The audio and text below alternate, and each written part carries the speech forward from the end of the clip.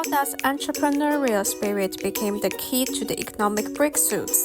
The answer is here in this year's Summer Davos. This year's Summer Davos is themed Entrepreneurship for a New Era. And if you have to describe the spirit of entrepreneurship in one word, what would it be? Entrepreneurship is about risk-taking and trying to take, in my opinion, balanced risks so that you can get the right kind of reward. I would describe the spirit of entrepreneurship in one word as collaboration.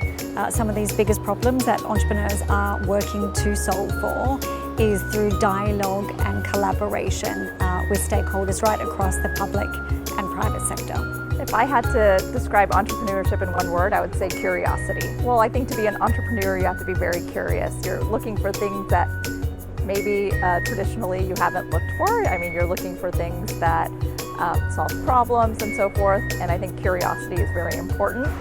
Neil Jimway, Managing Director of the World Economic Forum, said this is a new era filled with challenges. This is an era defined by systemic change, whether this is the disruption from the compounding effects of AI and the convergence of technologies, the growing tensions between and within societies, countries and regions.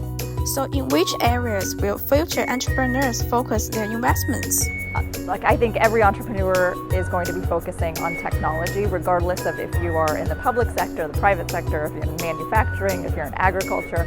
I think technology is going to play a big importance. There are so many frictions that exist in the world to be solved for, but the two major areas I'd highlight is global health, and the second would still be the climate.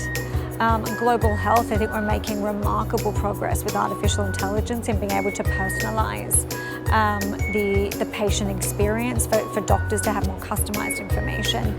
And the second area would be climate.